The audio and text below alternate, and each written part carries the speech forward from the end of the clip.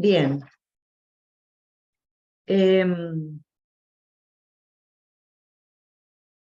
Nosotros, la clase de hoy, vamos a desarrollar la respuesta inmune frente a infecciones virales. Y la verdad es que en esta clase lo que vamos a hacer es repasar un poquito todo lo que estuvimos viendo en las clases anteriores, porque vamos a abordar de nuevo cómo va a responder la inmunidad innata y cómo va a responder la inmunidad adaptativa frente a estas situaciones en particular. Vamos a comenzar describiendo a los virus.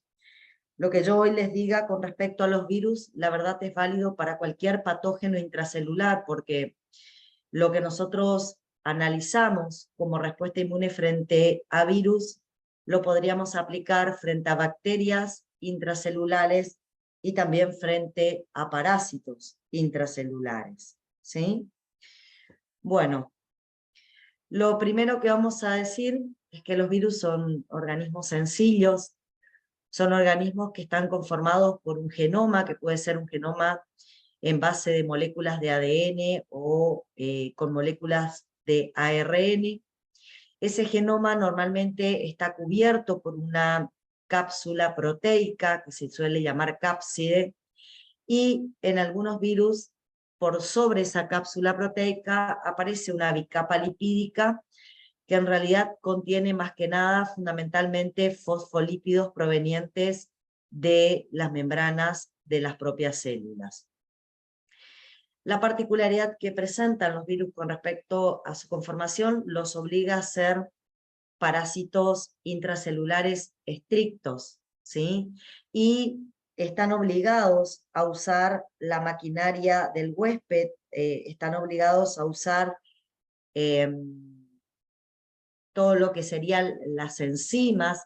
para la replicación del genoma y para la síntesis de proteínas del huésped para poder multiplicarse y así continuar el proceso inflamatorio o el proceso infeccioso a nivel de nuestras células. Normalmente el ingreso de una partícula viral a nuestras células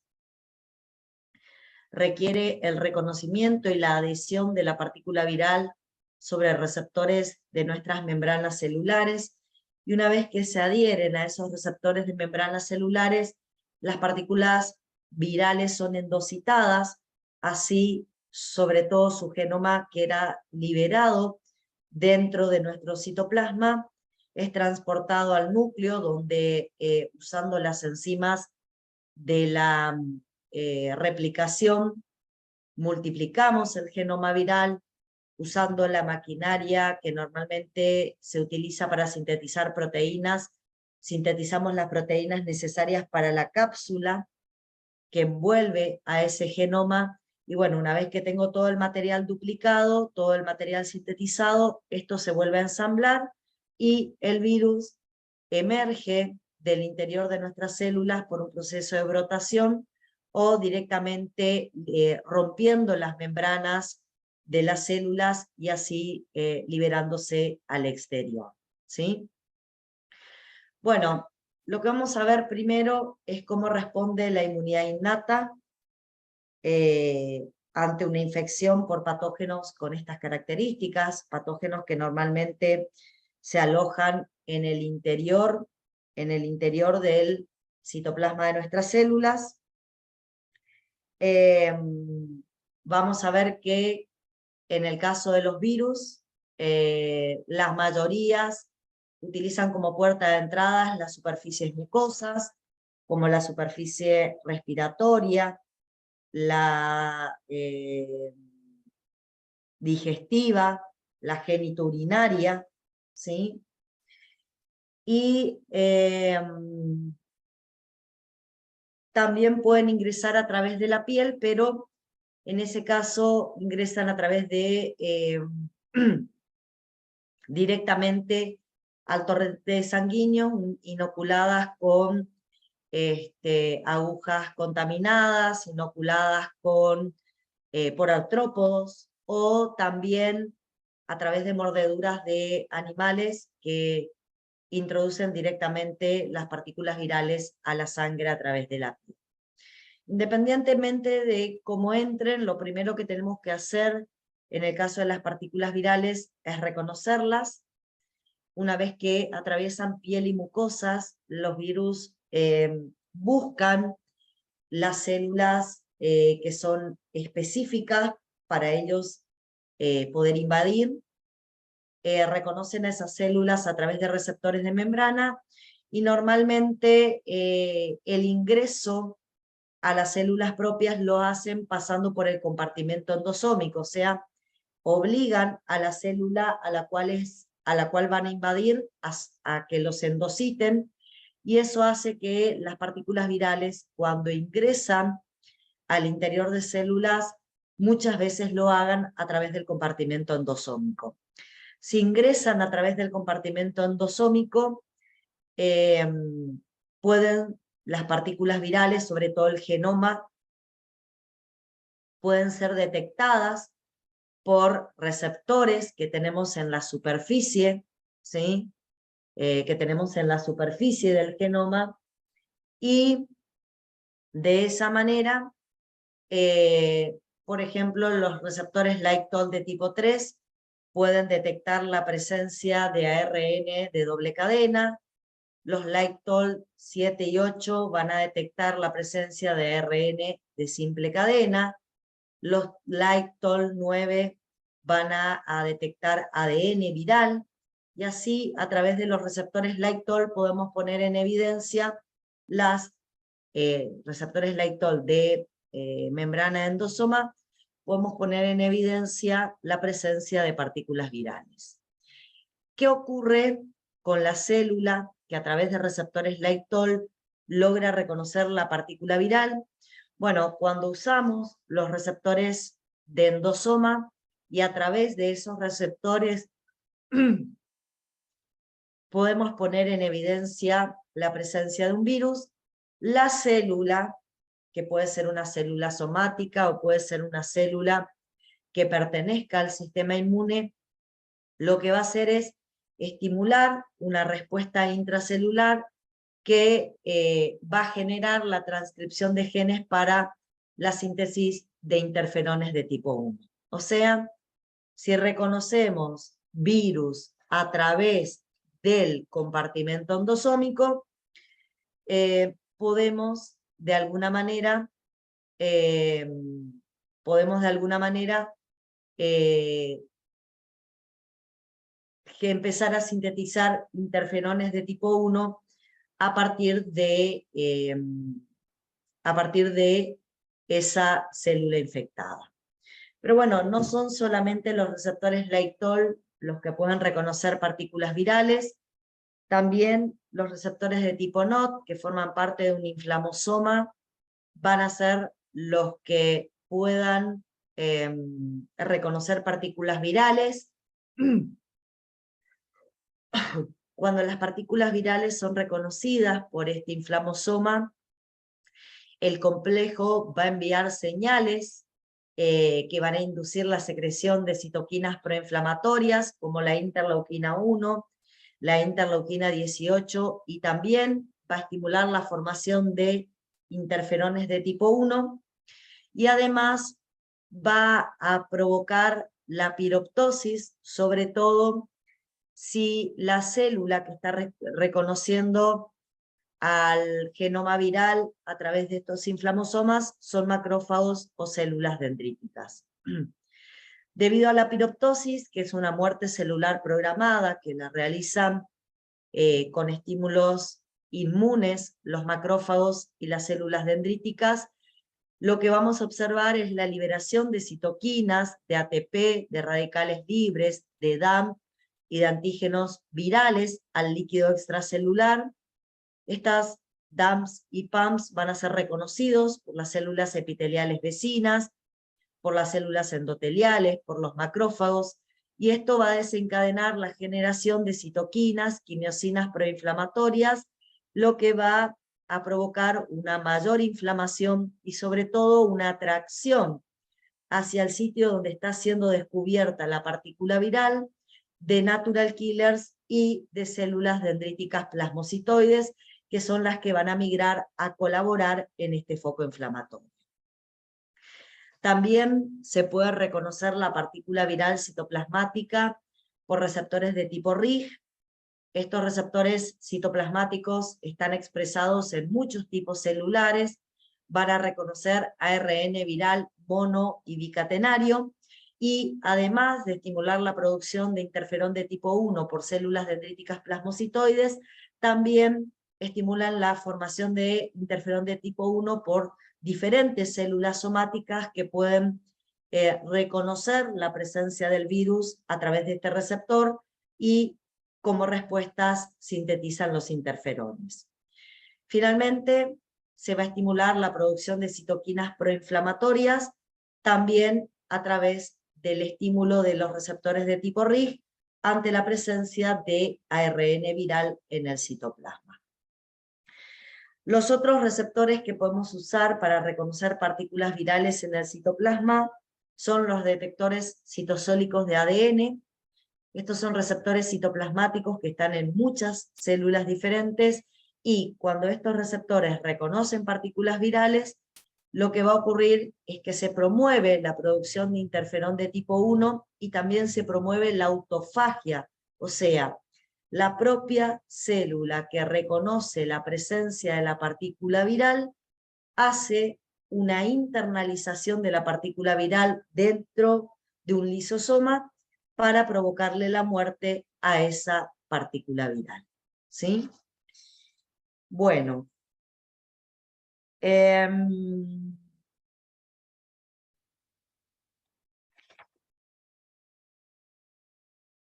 Vamos a continuar. Otro de los receptores que pueden reconocer partículas virales, pero este receptor es bastante específico para el virus del dengue, es el receptor de C-Sign, que es un receptor de lectina tipo C, que está expresado más que nada en células dendríticas convencionales inmaduras y en macrófagos. Este receptor es usado por el virus del dengue para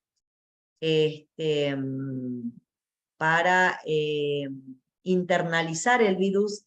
en esas células, o sea, el virus usa este receptor para invadir la célula, y a partir de ahí,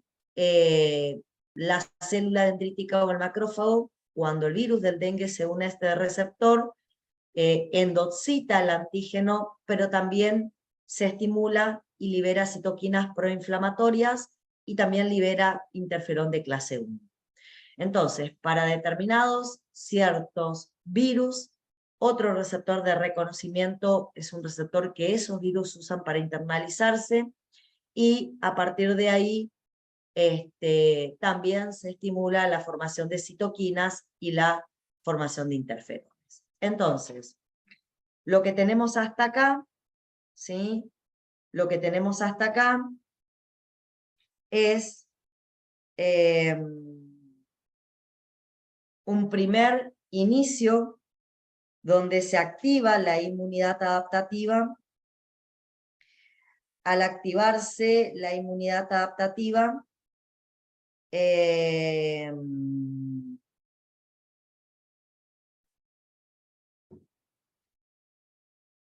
la activación va a ser por los receptores RRPs, y la principal respuesta que va a tener la inmunidad adaptativa va a ser la producción de interferones de tipo 1, luego del reconocimiento de moléculas virales en el citosol o en el compartimento endosómico, como vimos recién, y de citoquinas proinflamatorias que van a liberar también las células que se estimulen a través de estos receptores RRPs, y esas citoquinas proinflamatorias lo que van a hacer es reclutar células dendríticas plasmocitoides y natural killers al sitio donde se encuentra la infección viral. Con respecto a las células dendríticas plasmocitoides, son células que normalmente están en sangre, expresan receptores LightTOL de tipo 7 y 9 en la membrana del endosoma, también expresan receptores de tipo RIG y tienen una extraordinaria capacidad de, una vez que migran al sitio donde están la infección viral y ellas resultan infectadas por virus, tienen la enorme capacidad de producir interferones de tipo 1 luego de que los virus ingresan a su interior. Habitualmente están en sangre periférica y en órganos linfoides secundarios, pero en respuesta a procesos infecciosos causados por virus, son reclutadas al tejido donde se encuentra el virus, migran allí, se infectan por el virus y se activan. Liberan interferones de tipo 1 en gran cantidad, pero también liberan interleuquina 6, 12, factor de necrosis tumoral alfa y quimiosinas, con los que pueden activar a los natural killer y también activar a la inmunidad adaptativa. Estas células que van a migrar al foco inflamatorio son importantísimas en la infección viral. Entonces, fíjense, teníamos originariamente las células parenquimatosas que estaban infectadas, estas se activan, liberan interferón de tipo 1 y liberan citoquinas y quimiosinas que reclutan a las células dendríticas plasmocitoides y a los macrófagos hacia el sitio donde se encuentra la infección viral. Cuando llegan las células dendríticas plasmocitoides, ellas también resultan infectadas por virus y potencian o generan una mayor liberación de interferón de tipo 1 y los natural killer que llegan van a producir un cuadro de citotoxicidad que es característico de la acción de este tipo de células. Vamos a empezar primero con las acciones del interferón. Vamos a empezar viendo cuál es la acción del interferón. Un segundito, chicos, que voy a conectar mi compu. Ya estoy con ustedes. Un segundo.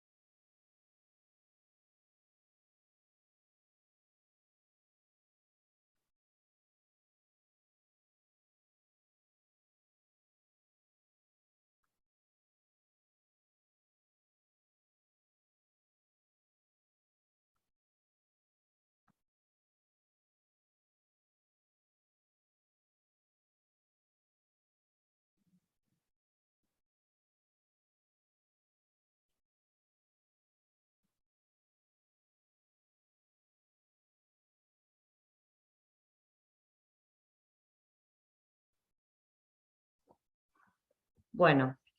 acá estoy de vuelta. Estamos.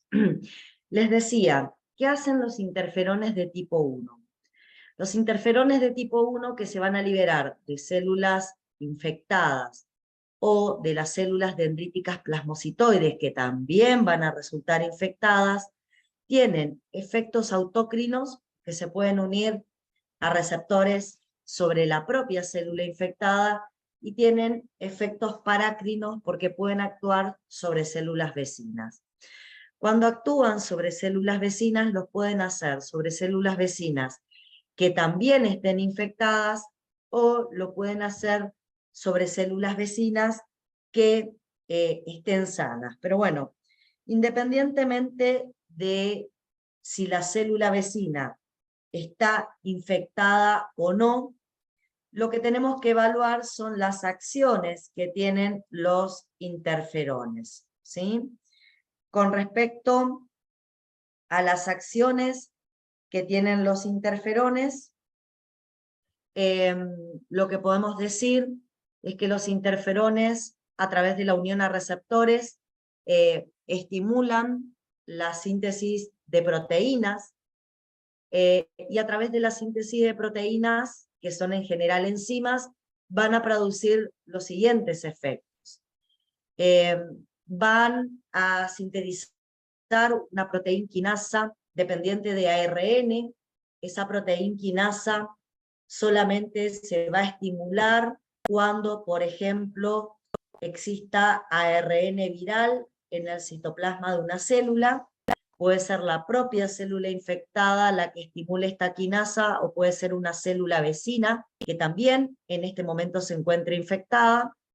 Y bueno, lo que vamos a observar es que esta proteína quinasa que se activa en presencia de ARN fosforila un factor de transcripción que es el ELF2, el cual al estar fosforilado se inactiva, no funciona como factor de transcripción, por lo tanto no se transcriben genes dentro de esta propia célula, ni tampoco se sintetizan proteínas. Esta acción de que no se transcriban genes y no se sinteticen proteínas dentro de la célula infectada, lo que está intentando es evitar que el virus, digamos,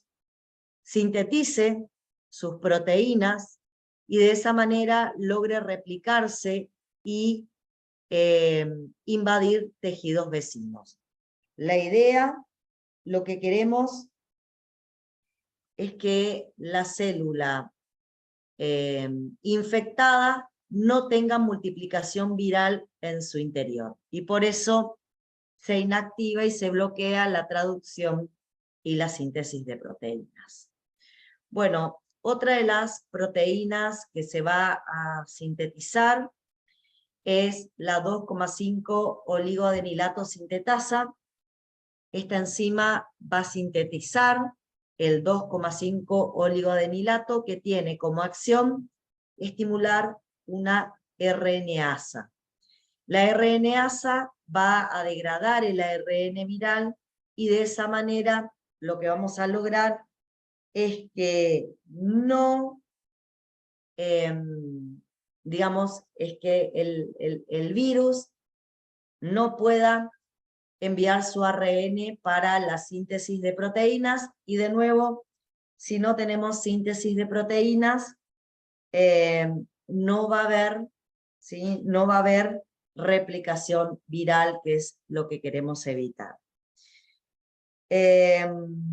Otra de las enzimas que se va a sintetizar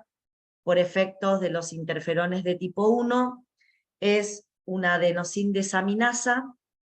La adenosíndesaminasa lo que va a intentar es desaminar adenosina y así introducir mutaciones dentro del ARN, editar el ARN, introducir mutaciones, y eso va a llevar a que se aumenten el número de proteínas mutadas que se van a generar a partir de ese ARN mutado. También se van a estimular enzimas de tipo GTPasas, que van a tomar a todo el GTP y lo van a transformar en GDP. Eso va a hacer que las proteínas G monoméricas que se encuentran en el citoplasma queden inactivas, porque las proteínas G en presencia de GDP quedan inactivas, y al quedar las proteínas G inactivas, digamos, vamos a evitar que la nucleocápside viaje al núcleo y pueda ensamblar la partícula viral asociándose al genoma que en el núcleo fue duplicado. De alguna manera, con todas estas acciones que están haciendo los interferones de tipo 1, lo que nosotros estamos intentando hacer es evitar que el virus se pueda multiplicar dentro de nuestras propias células, y una vez que no se puede duplicar, queda de alguna manera como secuestrado, como encerrado dentro de nuestras propias células, sin poder salir e invadir células vecinas. Queda vivo, pero queda secuestrado en el interior de nuestras propias células. Bueno, A su vez, los interferones también tienen otras funciones. Entre las otras funciones que tienen los interferones es promover la activación de los natural killers, que se van a acercar y van a tratar de venir a colaborar con este proceso inflamatorio, ¿sí? Se van a estimular la expresión de proteínas del complejo mayor de histocompatibilidad de clase 1 y de clase 2, lo que va a facilitar la presentación de antígenos a la inmunidad adaptativa. Además, también se va a promover la diferenciación de linfocitos TCD4 y la formación de T-helper-1. Se van a activar los TCD8 citotóxicos, se va a promover la memoria inmunitaria de los linfocitos T y se va a incrementar el secuestro de linfocitos T y B en los ganglios linfáticos para, por lo menos en los regionales, cercanos al sitio donde está armado el foco inflamatorio provocado por este virus, más que nada para optimizar el encuentro del virus con la inmunidad adaptativa. Como dije, fundamentalmente los interferones van a evitar la replicación viral y van a hacer que el virus, sin poderse multiplicar, quede encerrado, secuestrado dentro de la célula que acaba de infectar. A este sitio también dije que vendrían natural killers. Los natural killers tienen la capacidad de reconocer células infectadas a través de receptores estimuladores e inhibitorios. Lo que hace el natural killer es tratar de lograr siempre un equilibrio entre ambos receptores, y cuando ese equilibrio de alguna manera se desestabiliza hacia la parte inhibitoria, el natural killer se inhibe. Sin embargo, si ese equilibrio se mueve hacia la estimulación, el natural killer se va a estimular. Lo que tenemos que saber con respecto a la activación del natural killer es que normalmente cuando tenemos una infección por virus, las células infectadas empiezan a manifestar algunas características. Entre ellas empiezan a disminuir la expresión del complejo mayor de clase 1 en su membrana, empiezan a aumentar la expresión de ligando para receptores estimuladores, también sobre su membrana, y lo que vamos a observar en el caso de los natural killers es la siguiente situación.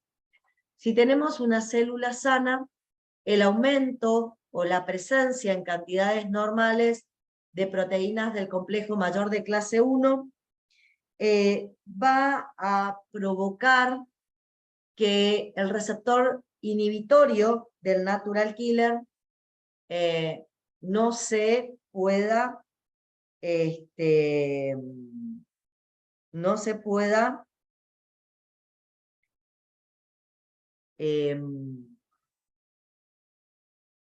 a ver, la presencia de ligandos para el receptor inhibitorio del natural killer hace que el natural killer no se pueda activar y permanezca inhibido. Eso siempre frente a células propias. Cuando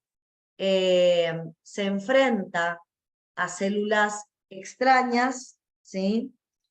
Cuando se enfrenta a células extrañas, la idea sería que disminuyen los niveles de complejo mayor de clase 1 y eso provocaría que el receptor inhibitorio se quede sin ligandos y aumenta la expresión de ligandos para el receptor estimulador, lo que va a hacer que se estimule el natural killer frente a estas células con virus, digamos, a nivel intracelular. Cuando el natural killer se activa, pone en juego dos mecanismos. El mecanismo mejor descrito en el caso del natural killer es la liberación de granzimas y perforinas, pero además de la liberación de granzimas y perforinas. También muchos de los libros mencionan al natural killer como utilizando un mecanismo no secretorio, que es el mecanismo Fas ligando Fas. En el caso del primer mecanismo que mencioné, el mecanismo secretorio, sabemos que los natural killer tienen en vesículas citoplasmáticas, tienen granzimas y perforinas. Esas granzimas y perforinas son volcadas al líquido extracelular. Las perforinas fundamentalmente son utilizadas para generar una especie de poro en la membrana de la célula infectada, y a partir de ahí las granzimas logran ingresar al interior del citoplasma de la célula infectada y estimulan caspasas, lo que provoca el proceso de apoptosis. Ese proceso de apoptosis también, en el caso de los natural killer, se los puede describir de otra manera, indicando que el natural killer, cuando se activa, expresa el ligando Fas, que aparece acá. Este ligando Fas toma contacto con las proteínas Fas, y al tomar contacto con las proteínas Fas, se forma un complejo ligando Fas, proteínas Fas, que también promueven la activación de caspasas que van a llevar a la apoptosis en las células enfermas que aparecen en el foco inflamatorio. ¿Sí? Bueno, como pueden ver, tenemos mecanismos secretorios y no secretorios involucrados en la apoptosis causada por el natural killer sobre las células infectadas en el área. ¿Sí? Bien.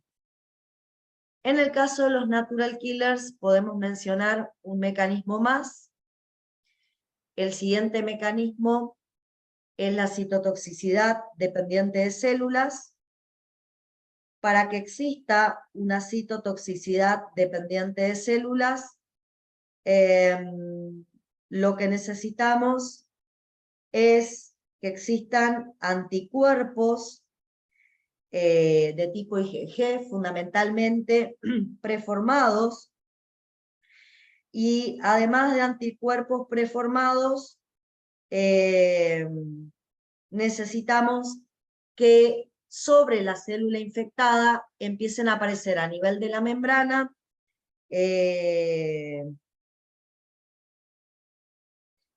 proteínas virales que están dentro de la célula.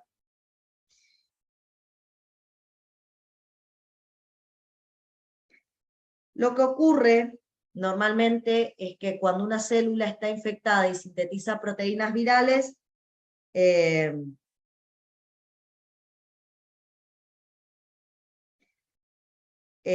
sintetiza proteínas virales y las expresa en la membrana de la célula, y esas proteínas, como ustedes pueden ver acá, pueden ser reconocidas por los anticuerpos de tipo IgG. Ahora bien, yo quisiera que ustedes piensen qué tiene que pasar para que yo ya tenga anticuerpos IgG frente a proteínas virales.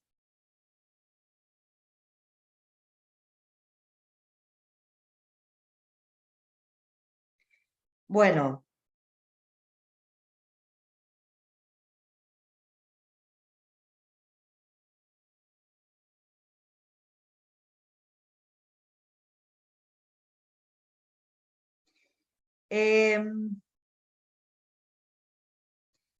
lo que podríamos pensar,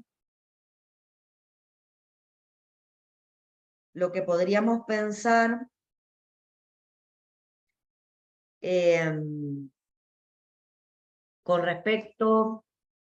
a la presencia de anticuerpos de tipo IgG es que, por ejemplo, se puede tratar de una infección viral, de un virus que ingresó anteriormente y los anticuerpos IgG ya están preformados con anterioridad Y la otra situación puede ser que hayamos recibido, por ejemplo, una vacuna frente a ese antígeno viral, y bueno, esa vacuna haya generado la formación de esos anticuerpos, y bueno, la presencia de esos anticuerpos, digamos, desencadene esta citotoxicidad dependiente de anticuerpos. Pero bien, tengo una célula infectada, esa célula expresa en su membrana proteínas virales, y a esas proteínas virales se le unen anticuerpos de tipo IgG. Esos anticuerpos de tipo IgG van a ser reconocidos por receptores Fc gamma que están en la membrana del natural killer, y luego del reconocimiento de las IgG depositadas sobre una célula propia, el natural killer libera el contenido de sus gránulos, libera granzimas y perforinas, y a partir de ahí vamos a tener la citotoxicidad. Entonces, resumiendo, tenemos la posibilidad de reconocer al virus por la inmunidad innata a través de diferentes receptores. En general, el reconocimiento por esos receptores o hace que se liberen interferones de tipo 1 o generan un foco inflamatorio al cual son atraídos células dendríticas plasmocitoides y natural killer. Las células dendríticas plasmocitoides migran al sitio donde está infectando el virus, ellas también resultan infectadas por el virus y potencian la eliminación o la liberación, perdón, de interferón de tipo 1. Ese interferón de tipo 1 liberado hace un efecto autócrino sobre la propia célula infectada y un efecto parácrino sobre células vecinas, y lo que provoca es que el virus no pueda sintetizar sus proteínas,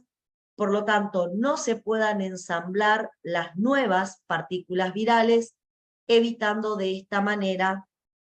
su multiplicación y la destrucción de la célula infectada para que esta partícula viral pueda de alguna manera infectar a otras células en ese tejido. Queda de esa manera el virus secuestrado sin poder multiplicarse dentro de nuestras propias células, y es ahí donde viene el natural killer con sus receptores de tipo KIR, va a reconocer a la partícula viral, ¿sí? En realidad va a reconocer la célula infectada por virus y la va a destruir causando la apoptosis de la célula, donde también lo que vamos a observar es la muerte de todos los patógenos de los virus que están dentro de esa célula infectada. Bien, otra cosa que tenemos que saber es que estos natural killers no solamente van a participar de la inmunidad antiviral, produciendo la apoptosis de las células infectadas, también es útil en inmunidad contra bacterias y parásitos intracelulares, es útil en la inmunidad antitumoral, en la regulación de la inmunidad adaptativa, sobre todo en la formación de TGLP1, ya que el natural killer, además de producir la apoptosis de células, también produce la liberación de interferón gamma al medio, digamos, de interferón gamma en el sitio, lo que va a ayudar a la formación de TGLP1. Lo que vamos a ver ahora, una vez que vimos cómo responde la inmunidad innata, lo que vamos a ver ahora es cómo responde la inmunidad adaptativa. Para empezar a explicar cómo responde la inmunidad adaptativa,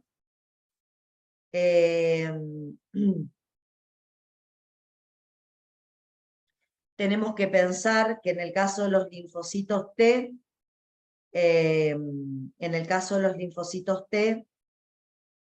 para que se puedan activar necesitamos que las células dendríticas inmaduras que se encuentran en piel y en mucosas, capturen y reconozcan antígenos solubles, partículas virales o células infectadas, que procesen las proteínas virales. Cuando empiezan a procesar las partículas virales, empiezan a madurar, empiezan a expresarlas por complejos mayores de clase 1 o por complejos mayores de clase 2, reciben estímulos también por el interferón de tipo 1, y de esa manera empiezan a madurar, adquiriendo capacidades migratorias y logrando expresar en su membrana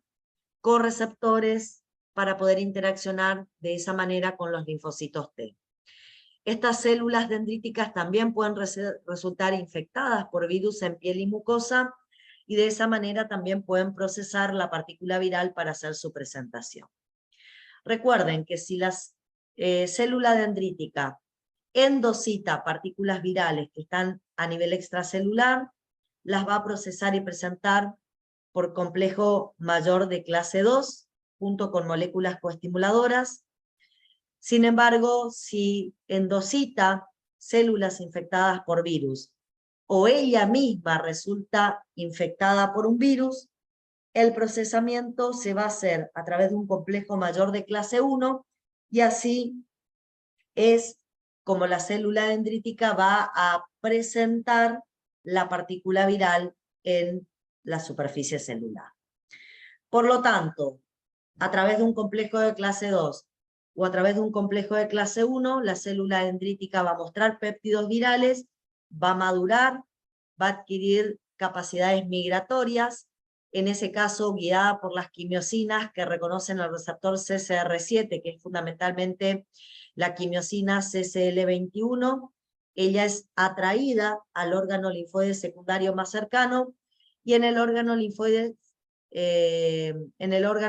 secundario más cercano, la célula presentadora de antígenos, la célula dendrítica, va a empezar, como ustedes pueden observar en esta imagen, a moverse sobre estos conductos fibroblásticos reticulares, se mueve de alguna manera orientada por la presencia de estas quimiosinas, que son las CCL19 y CCL21, y al moverse por estos conductos fibroblásticos reticulares, va a interactuar con los diferentes linfocitos T vírgenes, tanto CD4 como CD8, que se encuentren ubicados en esta región del órgano linfoide secundario. Recuerden que la principal interacción con los linfocitos se da entre el complejo mayor de histocompatibilidad, que va a reaccionar con el TCR del linfocito T. Con respecto a esto, recuerden que el TCR del CD8 positivo reconoce o puede establecer una comunicación yuxtacrina con proteínas del complejo mayor de clase 1.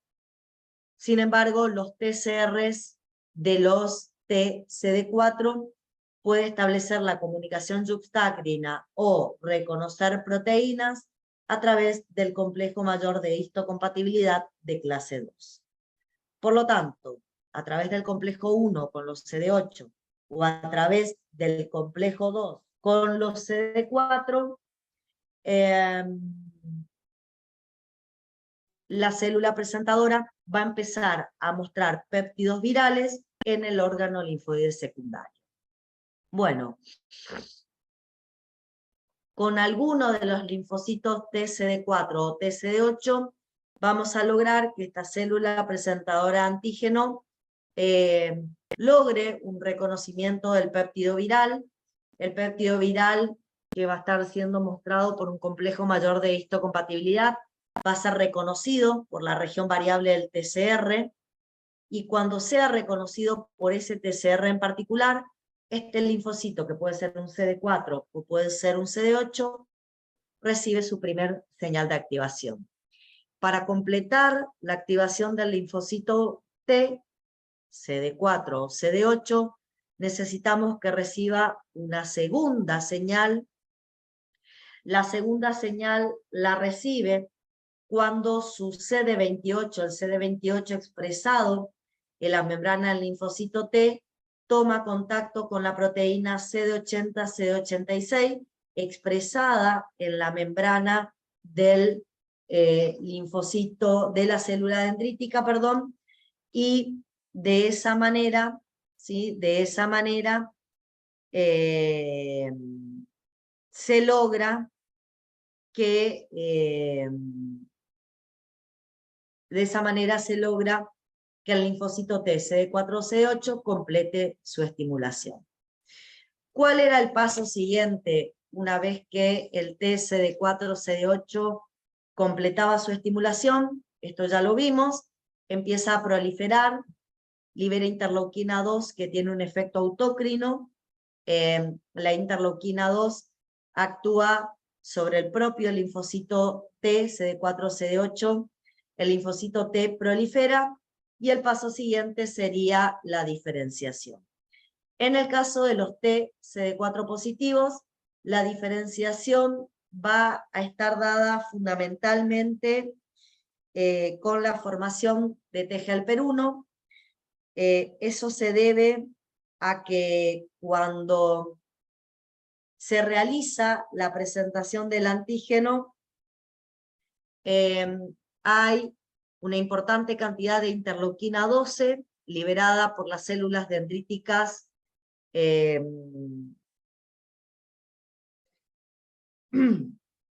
liberada por las células dendríticas plasmocitoides que se activaron en el foco inflamatorio. También hay una gran cantidad de interferón gamma liberada por los natural killers que se activaron en el foco inflamatorio.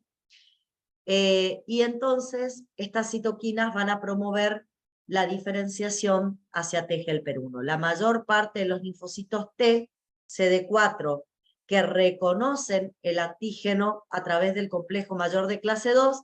van a terminar siendo diferenciados a un TGLP1. Sin embargo, no lo puse acá, pero algunos TCD4 van a interaccionar con células presentadoras de antígeno, van a hacer el reconocimiento del péptido con elevada afinidad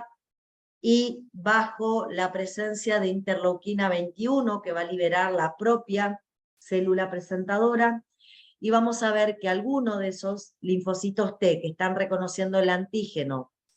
con elevada afinidad al interaccionar con la célula presentadora y toman contacto con la interleuquina 21 que libera la célula presentadora, se van a diferenciar en T helper foliculares que también van a tener una función en esta respuesta inmune frente a virus. La diferencia simplemente va a ser que los T helper 1 para producir su respuesta frente a virus, lo que va a hacer es migrar a la periferia, hacia el sitio donde se armó el foco inflamatorio, donde se encuentra el virus y se armó el foco inflamatorio, y los T helper foliculares se van a quedar en el órgano linfoide secundario, donde van a colaborar con los linfocitos B en la activación, ¿sí? En la activación de la inmunidad adaptativa, pero por los linfocitos B2, como lo vamos a ver dentro de un minuto, ¿sí? Entonces, en el caso de los CD4, se van a formar T helper 1 que van a la periferia y T helper foliculares que se quedan en el órgano linfoide secundario. En el caso de los T helper 1, estos van a liberar más que nada interferón gamma como principal citoquina e interleuquina 2 para seguir proliferando. Y a partir de ahí vamos a ver que el interferón gamma va a tener una serie de funciones. Por ejemplo, dentro del órgano linfoide secundario, la presencia de grandes cantidades de interferón gamma liberado por este T helper 1 evita que los TCD4 se puedan diferenciar formando T helper 2 o T helper 17, que en este caso no van a tener ningún tipo de utilidad en la respuesta inmune frente a virus. También el interferón gamma va a actuar sobre los linfocitos B, fundamentalmente cuando los linfocitos B estén realizando su switch isotípico, y en ese caso van a favorecer un switch isotípico que va a generar la formación de IgG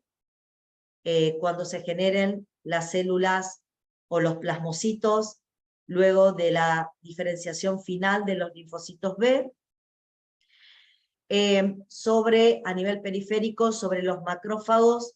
van a activarlos en su forma clásica, aumentando la muerte de aquellos patógenos que el macrófago pueda tener fagocitado. También van a hacer que los macrófagos liberen citoquinas proinflamatorias y aumenten la expresión de moléculas del complejo mayor de histocompatibilidad y de coestimuladores para colaborar con la respuesta inmunoadaptativa que va a llegar junto con los TGLP1 al foco inflamatorio. Con respecto a las siguientes acciones que van a tener las moléculas de interferón gamma, este va a actuar sobre los natural killers y sobre los TSD8 positivos,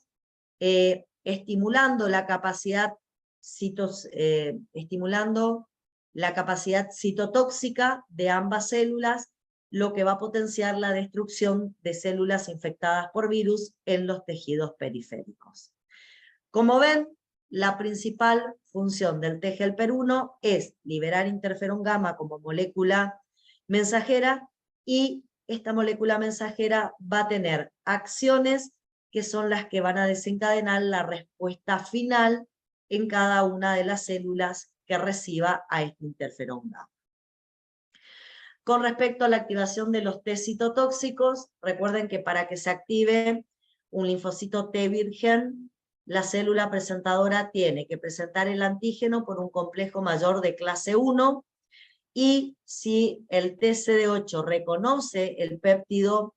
a través del complejo mayor de clase 1, tiene que haber una segunda señal entre el CD28 y el CD80-86 que expresa en su membrana la célula presentadora de antígenos, ¿sí?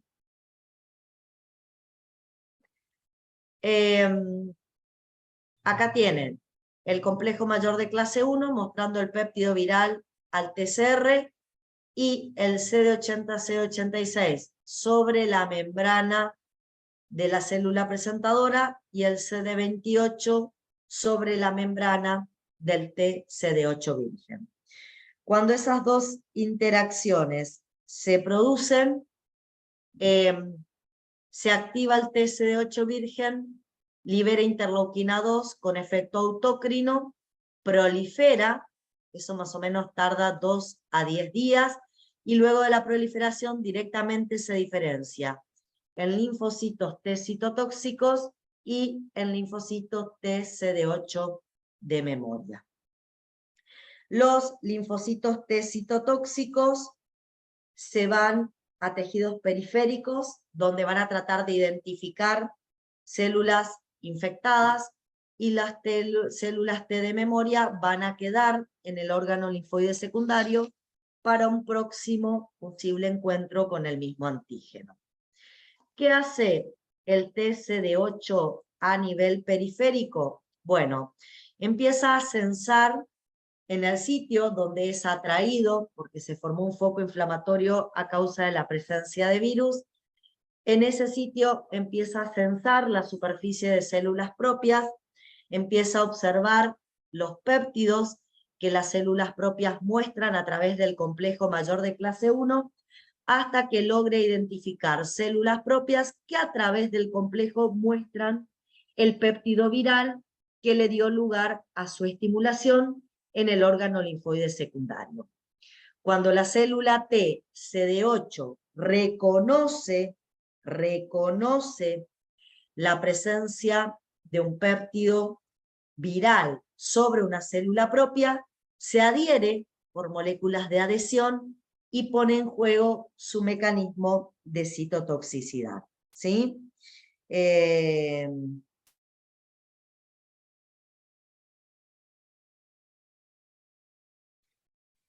Ese mecanismo de citotoxicidad lo podemos ver a través del mecanismo que se denomina Fas ligando Fas.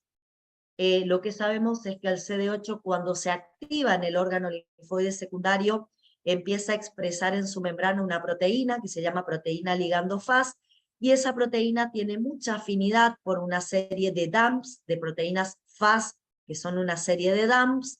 que la célula infectada empieza a expresar sobre su superficie.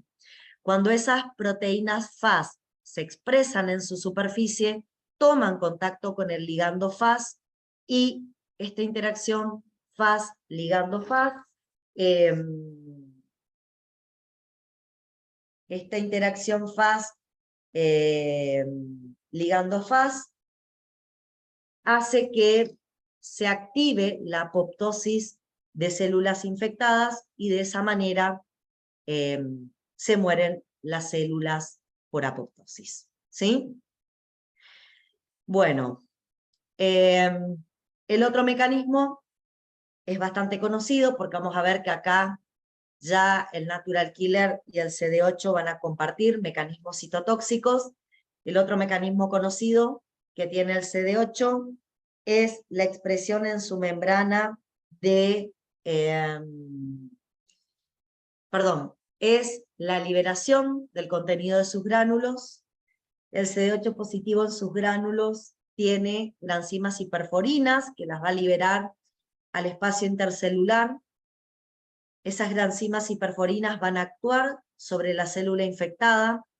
En particular, las perforinas van a formar un poro. A través de ese poro van a ingresar las granzimas, y las granzimas, una vez que llegan al citoplasma de la célula infectada, provocan la apoptosis activando caspasas, y de esa manera también se empiezan a morir las células infectadas. Entonces, si resumimos un poquito hasta acá, cuando activamos la inmunidad adaptativa, en particular cuando activamos la inmunidad mediada por linfocitos T, vamos a observar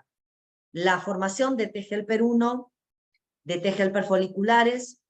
Los T helper 1 van a migrar a la periferia, van a liberar interferón gamma. A través del interferón gamma fundamentalmente se van a activar natural killers, CD8 positivos y macrófagos. También se van a activar CD8 positivos citotóxicos. Estos van a migrar a la periferia, y junto con los natural killers van a descubrir la presencia de células infectadas, y van a eliminar las células infectadas por apoptosis. En este punto quiero hacer una aclaración. Si bien el CD8 citotóxico reacciona de la misma manera que un natural killer, por favor no confundan la manera en que el CD8 reconoce células infectadas, porque es totalmente diferente a la manera en que el natural killer reconoce células infectadas. Si repasamos, el natural killer reconoce células infectadas a través de receptores específicos, estimuladores e inhibitorios, que son receptores de la familia KIR, de tipo inmunoglobulinas. Sin embargo, los CD8 positivos reconocen a las células infectadas a través de su TCR y de las moléculas del complejo mayor de clase 1, que tienen expresadas en su membrana todas las células nucleadas, y en el caso particular de que sea una célula infectada, a través de este receptor, de esta molécula del complejo mayor de clase 1, lo que va a estar mostrando la célula infectada son péptidos propios, péptidos virales, es lo que va a estar mostrando a través del complejo mayor de clase 1. Y eso es lo que va a reconocer el TCR del CD8, los péptidos virales que se estarían mostrando a través del complejo mayor de clase 1. Bueno, lo otro que también se va a activar en esta infección viral van a ser linfocitos B de la inmunidad adaptativa. En el caso particular de los linfocitos B, estos se van a activar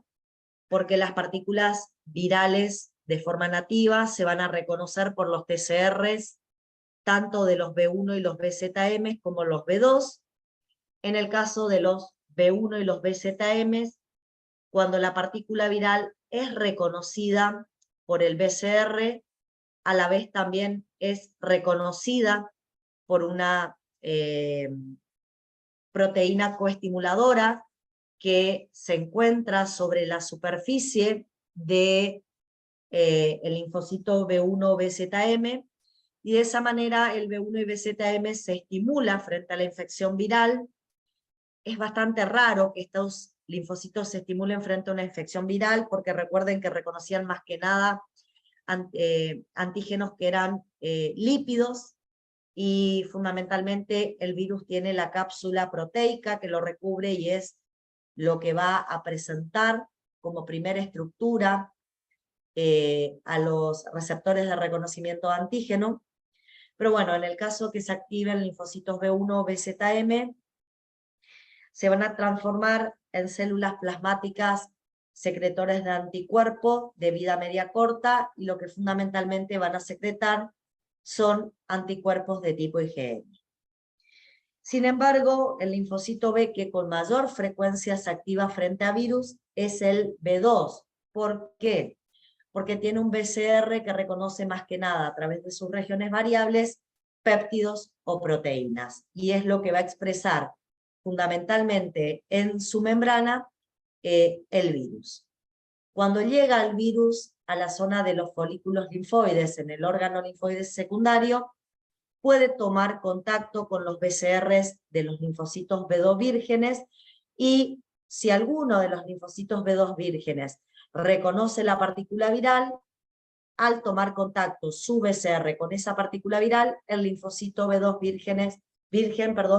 va a recibir su primera señal de estimulación.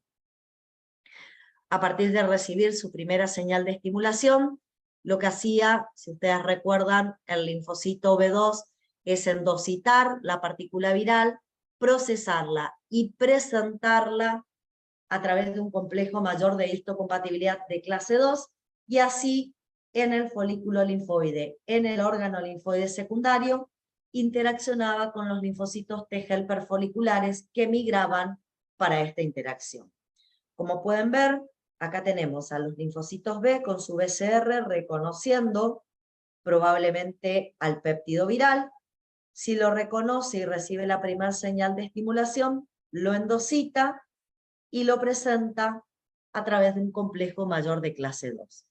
Es con ese complejo mayor de clase 2, el linfocito B2 interactúa con T helper foliculares que, como dije, se forman dentro del órgano linfoide secundario,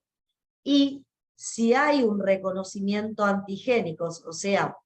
el TCR del T helper folicular reconoce el péptido viral que le está mostrando el linfocito B a través del complejo mayor de clase 2,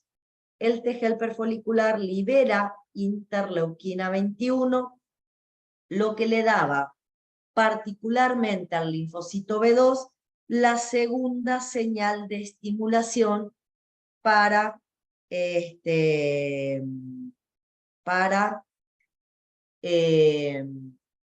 digamos, terminar la activación de los dedos. Con las dos señales de activación que hace el linfocito B,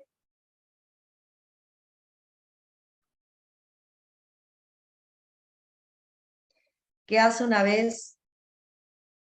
que logra las dos señales de activación, bueno, una vez que logra las dos señales de activación, vuelve se acomoda en el centro del folículo y a partir de ahí empieza a proliferar. En el momento en que el linfocito B2 empieza a proliferar, se transforma en un centroblasto, pasa algún tiempo proliferando, multiplicándose por mitosis. Una vez que esa mitosis concluye, abandona la zona oscura donde están los centroblastos, algunos todavía aún proliferando, y se ponen en la zona más clara del centro germinal. En estas zonas más claras aparecen como centrocitos. Algunos de los centrocitos que llegan a la región clara directamente se transforman en células plasmáticas y empiezan a secretar IgM en el órgano linfoide secundario. Son células plasmáticas de vida corta que van a quedar más o menos unos 15 o 20 días secretando IgM en ese sitio, y el resto de los centrocitos atraviesa lo que se denomina un switch isotípico y una hipermutación somática para completar su proceso de maduración. Con respecto al switch isotípico que ocurre en el centro germinal, lo que se hace es cambiar la porción constante que había sido seleccionada durante el proceso de ontogenia y que estaba asociada a los genes que codificaban la región variable del BCR. Cambiamos el gen constante MU por un nuevo gen constante. En este caso en particular, los altos niveles de interferón gamma promueven un cambio del gen constante MU por un gen constante delta, y de esa manera, en este switch isotípico, como ustedes pueden ver, en el genoma de este centrocito, el gen constante MU va a quedar eliminado y va a ser un gen constante gamma el que se va a asociar a los genes que codifican la región variable de SBCR. Este switch isotípico, este cambio en el gen constante, va a habilitar a que este centrocito, en el momento en que se transforme en una célula plasmática, se pueda transformar en una célula plasmática secretora de IgG. Con respecto a la hipermutación somática, vamos a ver que dentro del centro germinal, los genes que codifican la porción variable de la cadena pesada y liviana de las inmunoglobulinas van a sufrir mutaciones puntuales. Luego de cada mitosis posterior a esa mutación, los centrocitos hijos van a mostrar dominios variables diferentes en sus BCRs respecto al linfocito que le dio origen, y a partir de ahí lo que tenemos que hacer es justamente evaluar esas regiones variables y evaluar su afinidad con el antígeno que provocó esta estimulación. En este centro germinal, me gustaría mostrarles acá, los centrocitos están en contacto con una célula dendrítica folicular. Esta célula dendrítica folicular tiene atrapadas partículas virales en su membrana a través de receptores, y lo que vamos a hacer es que los centrocitos van a poner en contacto la región variables de sus inmunoglobulinas, ahora nuevamente con la partícula viral. Si luego de estas mutaciones puntuales se ha logrado mejorar o se sigue teniendo afinidad con la partícula viral, el centrocito recibe señales de sobrevida de los T-helper foliculares y va a completar su diferenciación a células efectoras, y en el caso en que las regiones variables hayan perdido, debido a las mutaciones, afinidad por el antígeno, deja de recibir señales de sobrevida y el centrocito se muere por apoptosis. Solamente los centrocitos que recibieron señales de sobrevida completan su diferenciación, y la diferenciación es a células B de memoria, que pueden quedar circulante o pueden quedar en los tejidos linfáticos secundarios, y a células plasmáticas que van a secretar a partir de ahora IgG, son células plasmáticas que van a migrar fundamentalmente a la médula ósea, ¿sí? Y en médula ósea van a recibir citoquinas, van a recibir citoquinas por parte de células del estroma, y eso le van a dar una vida medianamente larga. Durante el tiempo ese van a secretar IgG desde médula ósea. Entonces, cuando activamos la inmunidad adaptativa mediada por linfocitos B, lo que vamos a generar son linfocitos plasmocitos de vida media corta, secretores de IgM, y plasmocitos de vida media larga, secretores de IgG. ¿Qué función van a tener esos anticuerpos? Bueno, esos anticuerpos, la IgM y la IgG, podrían unirse a partículas virales circulantes en líquido extracelular y podrían de esa manera neutralizar las partículas virales. Lo otro que podría hacer es opsonizar partículas, podrían opsonizar partículas virales y de esa manera marcarlas para que los fagocitos las puedan endocitar. Lo otro que podría hacer, y en este caso fundamentalmente, la opsonización es más que nada por IgG. Las IgG también se podrían unir sobre la superficie de células propias infectadas, ¿sí? Sobre la superficie de células propias infectadas, y a partir de ahí podrían marcarme una célula infectada que va a ser reconocida por el natural killer, y eso podría provocar la citotoxicidad dependiente de anticuerpos. O la IgM y la IgG se podrían unir a, digamos, partículas virales solubles en líquidos biológicos y activar la vía clásica del complemento. Y a través de la activación de la vía clásica del complemento, lo que podríamos hacer es la unión de C3b a la partícula viral para que sea nuevamente reconocido por fagocitos, o la liberación de anafilotoxinas y quimiosinas que intensifiquen la formación del foco inflamatorio. Lo que no sería válido en este caso, en el caso de partículas virales, es la formación del poro de ataque lítico a la membrana, porque el poro difícilmente se formaría sobre la superficie de virus. Por lo tanto, ese no sería un mecanismo que tendría el sistema del complemento en su activación frente a las partículas virales. Lo único que nos serviría, si se activara el complemento, es que se formen C3b, que me opsonicen y marquen la partícula viral soluble, el líquido extracelular, y la liberación de C3a y C5a, que potencien el foco inflamatorio. ¿Está? Bueno, de esta manera fuimos repasando todos los componentes de la inmunidad innata y todos los componentes de la inmunidad adaptativa que tendrían alguna función en particular cuando se activan frente a patógenos intracelulares, como por ejemplo los que estudiamos hoy, que son los virus.